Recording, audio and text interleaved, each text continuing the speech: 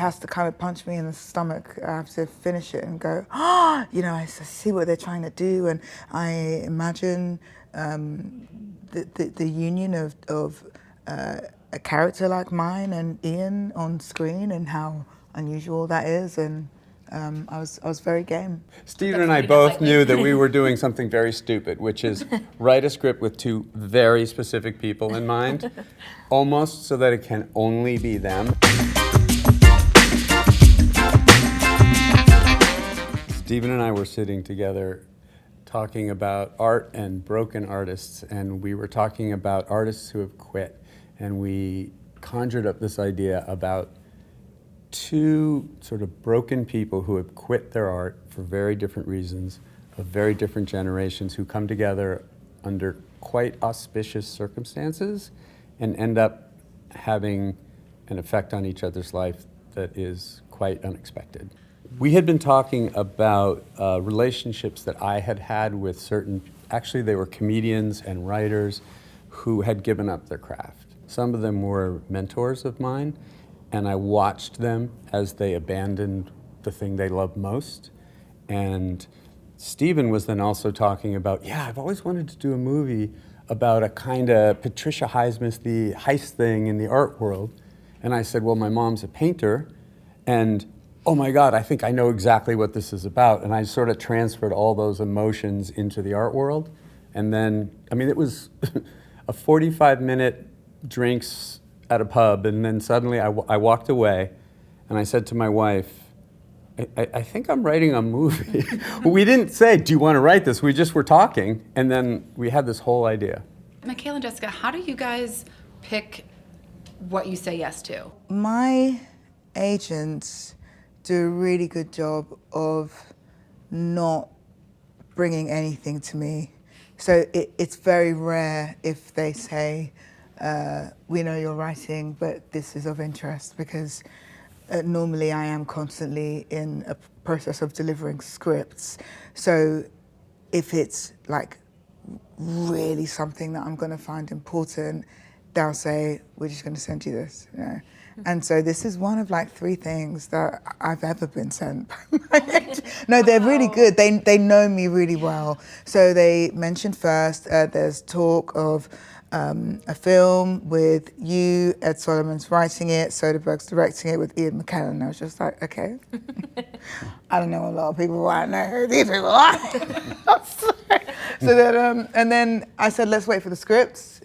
And then the script came, and as soon as I finished it, I was like, yeah, it has to kind of punch me in the stomach. I have to finish it and go, oh, I see what they're trying to do, and I imagine the union of a character like mine and Ian on screen, and how unusual that is, and I was very game. Yeah, it was after all the baby reindeer stuff, and we were just kind of working out what to do next. I didn't really want to make it into a big choice or anything. I just was like, let's just think about what comes through that feels like right, and this was just a lovely thing to be part of, yeah. And kind of can't really say no to like Michaela, Ian, Stephen, Ed. You're like, okay, yeah, this is, yeah. What a treat. Stephen and I both knew that we were doing something very stupid, which is write a script with two very specific people in mind, almost so that it can only be them, and do it on spec. The only things that really changed from what was originally in the script to what happened when it got on its feet and started shooting, we had a kind of, I wouldn't even call it a B story, a sort of C story subplot that was like a framing device that was a little bit more comedic.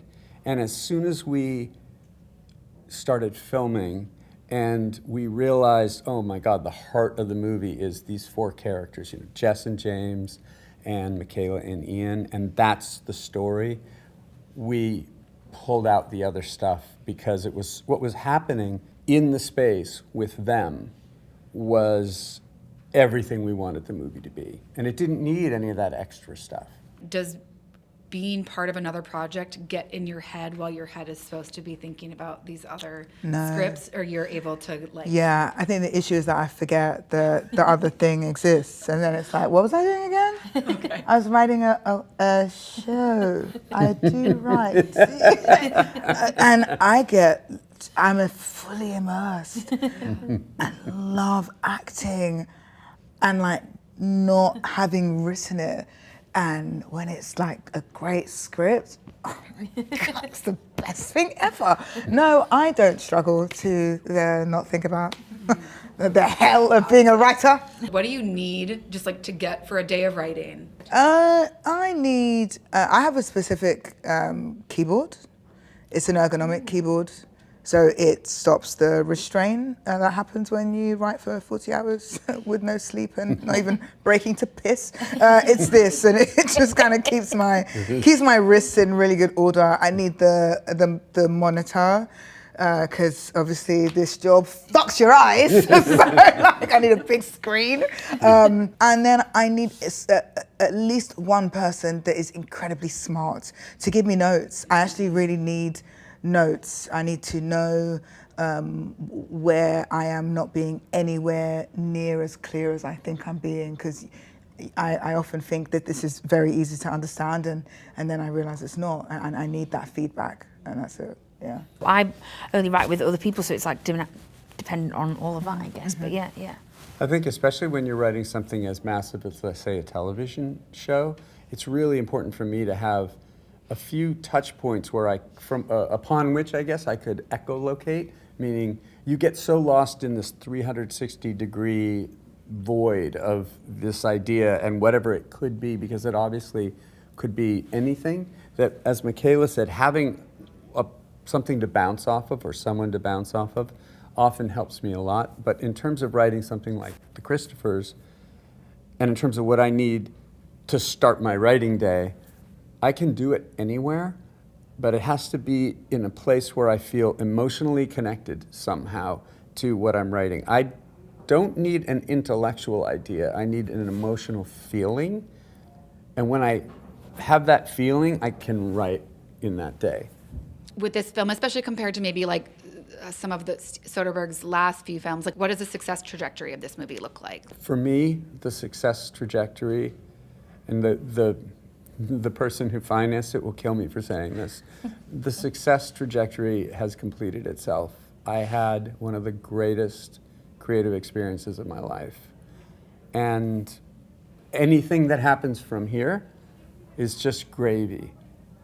I would say, from a business standpoint, the success trajectory would be people respond to the film. We all did it knowing, all of us did it, knowing that we were doing it at a big risk, on spec in various ways, not working for big salaries or anything, knowing that we're doing this because we love this process in this movie and we believe in Stephen and in each other.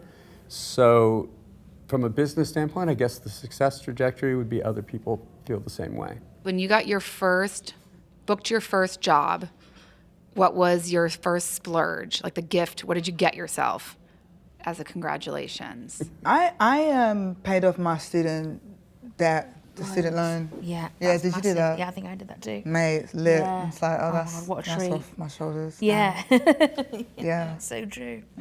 I actually, funnily enough, paid for my last year of college with Look it. at us serious That was so people. boring. Yeah. Although the Oh, gift. The debt was gone. What was Debt-free. fun that you got? Okay, this is gonna date me though. That's okay.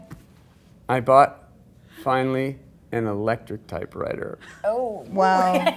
Oh my goodness. Yeah. No, but that is chic. Yeah, Now I'm like, that's that's what I want to buy. I'm like, Buy one of those ergonomic an electric tablets, typewriter. Yeah, I'm like, that's chic as hell.